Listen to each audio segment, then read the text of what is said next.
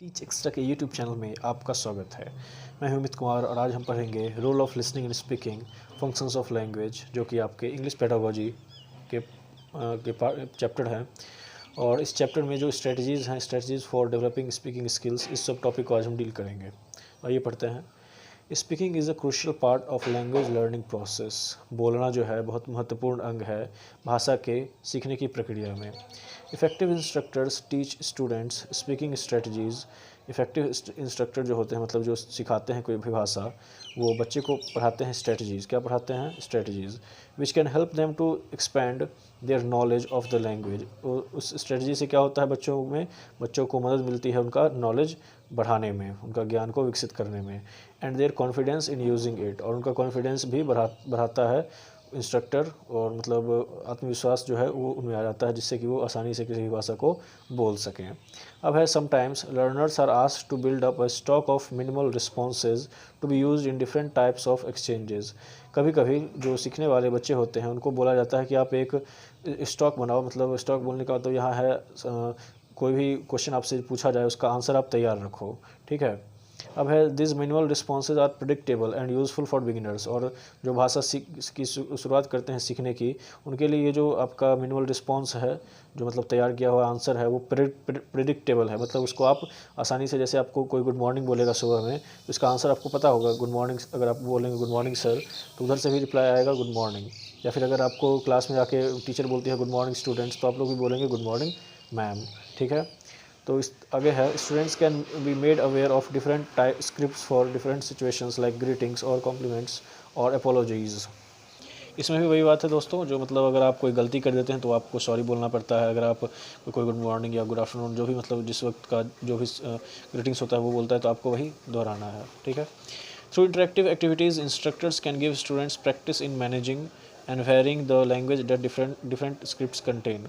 और मतलब interactive activities के द्वारा, मतलब बहुत सारी गतिविधियों के द्वारा बच्चों को मतलब सिखा सकते हैं जो आपको किस परिस्थिति में क्या बोलना है, ठीक है। स्पीकिंग स्किल कैन ऑल्सो भी developed by creating an authentic practice environment with in the classroom. और क्लासरूम में, मतलब अगर क्लासरूम में ही वैसा माहौल बनाया जाए जिसमें कि आप बोल सके जो आपको क्या बोलना है, क्या सुनना, मतलब क्या सुनने के बाद आपको क्या बोलना है, तो ये और बेहतर होगा, ठीक है। क्लासरूम में मतलब आप 2-3 बच्चों का ग्रुप बना लें या फिर 4 बच्चों का ग्रुप बना लें।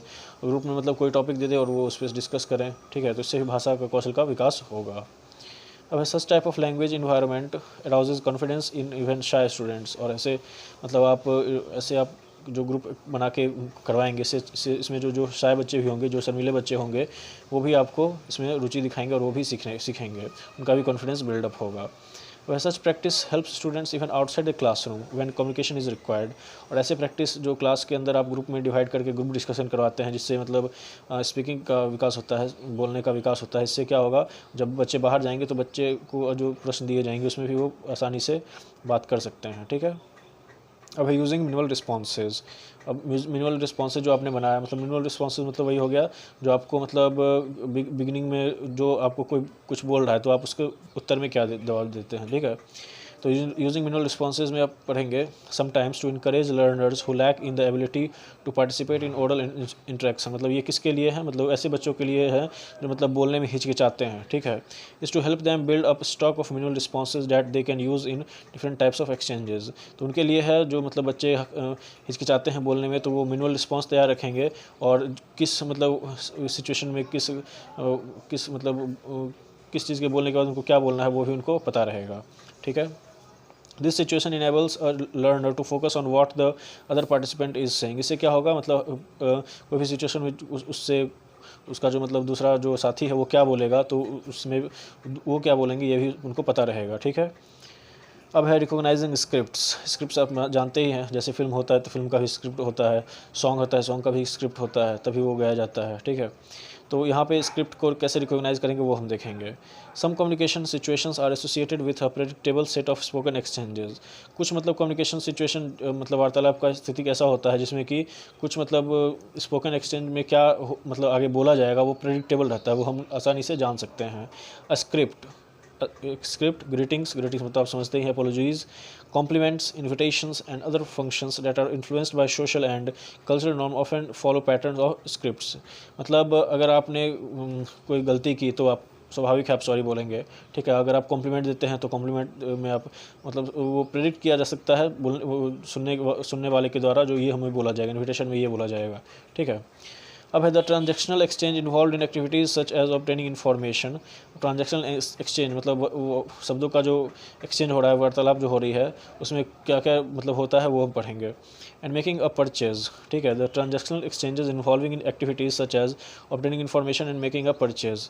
मतलब स्क्रिप्ट का ज़रूरत कहाँ होता है, तो मतलब जहाँ हम आपस में रूबरू होते हैं और हमें मतलब अगर जैसे आप दुकानदार मतलब दुकान गए तो दुकान में आप जो परचेज़ कर रहे हैं तो इसमें भी क्या होता है, इसमें भी आपको पता रहता है भाई इतने किलो आलू दे दो, इतने किलो बैगन दे दो, और उसके बाद आपको ये बोलना है, दुकान वाले को भी ये बोलना है, ये पता रहता है, ये स्क्रिप्ट के हिसाब से होता है, ठीक है, जो कि आप मेंटली प्रिपेयर कर चुके होते हैं। In these scripts, the relationship between a speaker turn and the one that follows it can often be anticipated।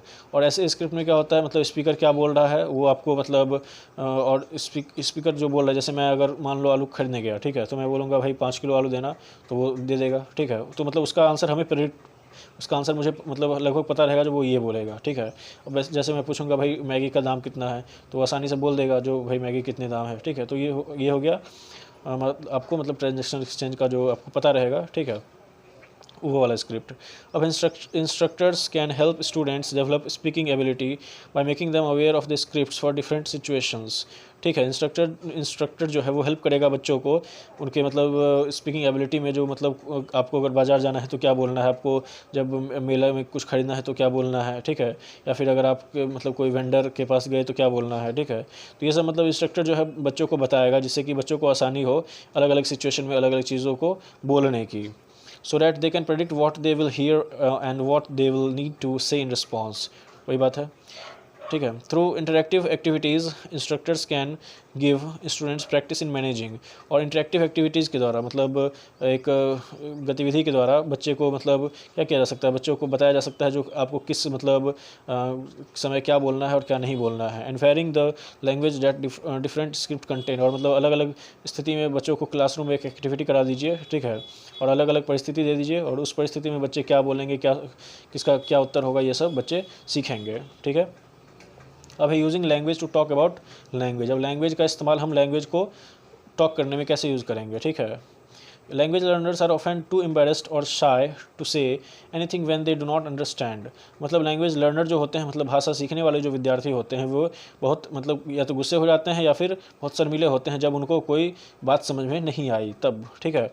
और when they realise that a conversation partner has not understood them. या फिर वो गुस्से तब होते हैं जब मतलब आप कुछ बोले और जो मतलब पार्टनर है आपका वो कुछ समझा नहीं, ठीक है।